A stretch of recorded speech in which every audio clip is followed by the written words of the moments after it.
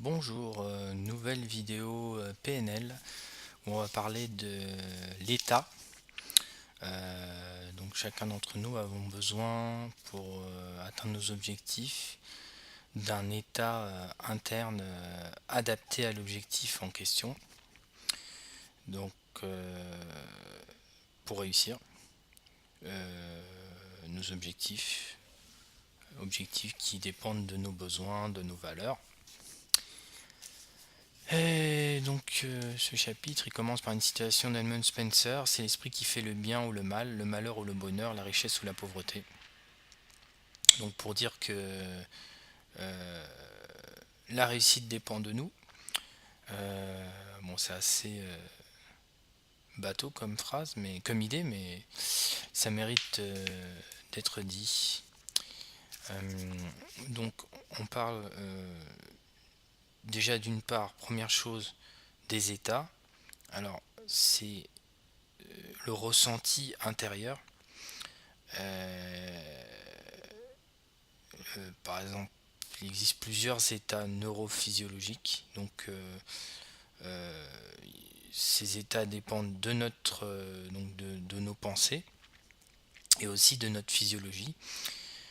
Nos pensées étant aussi la conséquence de notre physiologie et la physiologie la conséquence de nos pensées. Donc, ça forme une boucle en fait. Alors on se trouve, pour pouvoir réussir, il faut se retrouver, disons, dans des états dynamisants tels que la confiance, l'amour, la force intérieure, l'extase, la conviction, et éviter les états paralysants comme le désarroi, la dépression, la peur, l'angoisse, la tristesse, la frustration.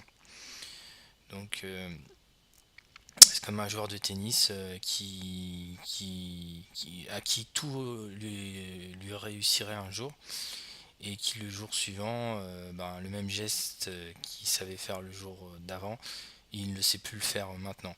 Donc c'est juste que ce qui détermine l'accès à nos ressources, c'est l'état. Donc ça c'est quelque chose d'important à comprendre. Euh, donc, par exemple, quelqu'un qui s'énerve, un garçon de café qui s'énerve, bon bah clairement il a pu passer une sale journée. Et on a nous aussi pu se trouver dans cet état-là où franchement on maîtrisait plus trop les choses.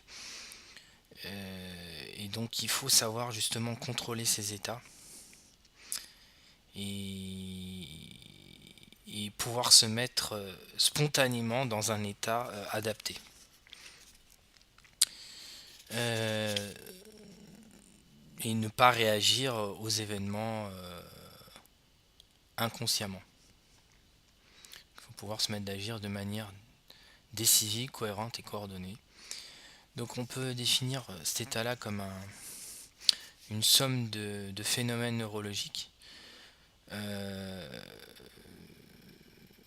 donc on a tendance à réagir aux événements, mais il faut pouvoir choisir cet état et se mettre volontairement dans cet état. Donc développons notre capacité à contrôler ces états, en sachant que dans notre vie, on va toujours vouloir modifier ces états par soit le jeûne, les rituels, la musique, la nourriture, l'hypnose, l'amour. Mais bon, ce sont des choses qui sont provisoires, on obtient des résultats provisoires, et en général on revient à l'origine. Donc il faut vraiment que ça soit, là c'est vraiment extrinsèque, il faut vraiment que ça soit intrinsèque. Bon, je rappelle encore que les états c'est la résultante des représentations internes et de notre physiologie. Et la représentation interne, c'est la représentation du monde et l'interprétation que l'on fait créer des situations internes ou externes qui nous mettent dans un état. Donc notre propre état nous conforte dans cet état. Euh, Par exemple, quelqu'un qui imaginerait son concubin en train de la tromper, ben, il aura une réaction négative qui amènerait des représailles de la part de son concubin. Vous voyez le délire. L'état fait le comportement, bien sûr.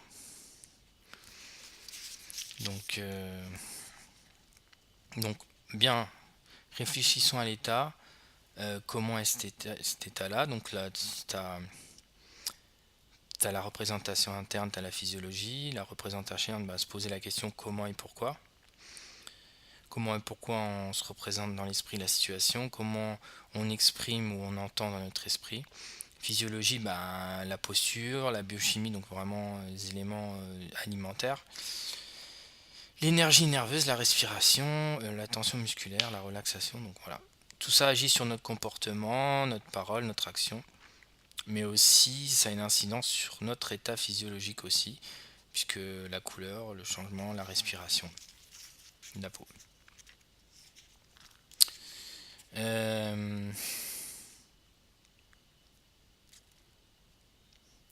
Pareil, on apprend des réactions des autres et de notre entourage comme un individu, un enfant qui apprend, qui modélise un peu ce qui se fait autour. Donc il faut pouvoir être conscient de ça et imiter finalement les bons modèles et ses composantes, c'est-à-dire les convictions, les réactions, les valeurs, les expériences passées.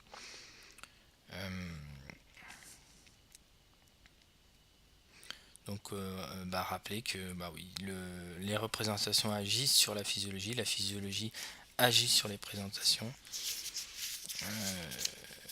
Donc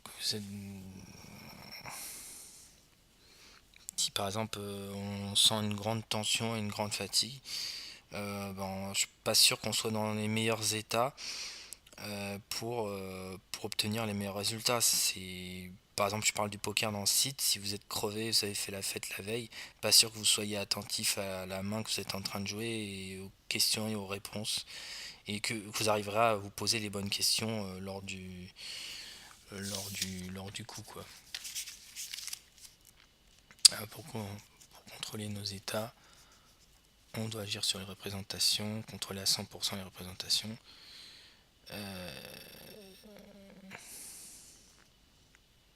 Donc on reçoit des informations qui sont eux-mêmes filtrées par l'inconscient, qui garde la majorité des informations.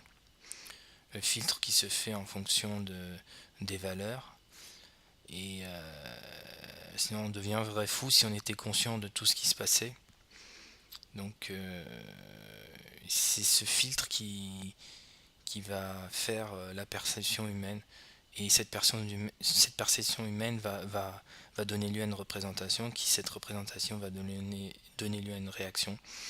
Donc il faut pouvoir choisir ces représentations pour avoir les meilleures représentations. Et cette représentation agit finalement sur la réalité. Donc par exemple, face à un accident, un myope aura une représentation différente du même événement que quelqu'un qui serait sourd, par exemple. Donc, dire que en fait, ce qui se passe ne correspond pas à la représentation dans notre esprit.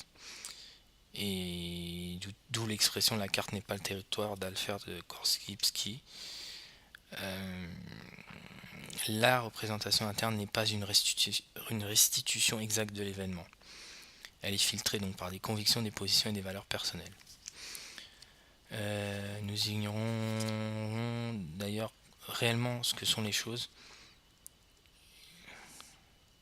Donc, et nous ne connaissons pas la représentation. Et nous ne connaissons que la représentation que nous nous en faisons.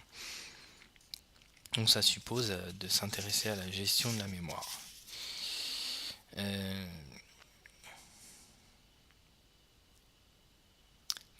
D'ailleurs, il indique l'exemple de Michel qui avait eu un accident de moto et d'avion, qu'il faut choisir la meilleure représentation. Autant choisir la meilleure représentation pour nous donner la meilleure perception, pour nous donner la meilleure représentation, pour nous donner le meilleur état, puisque l'état est une conséquences de la représentation.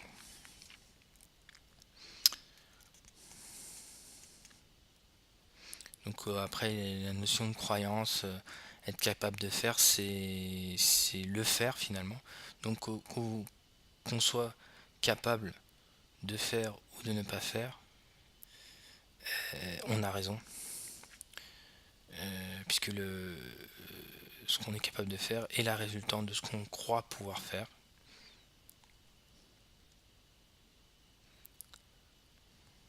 Donc voilà.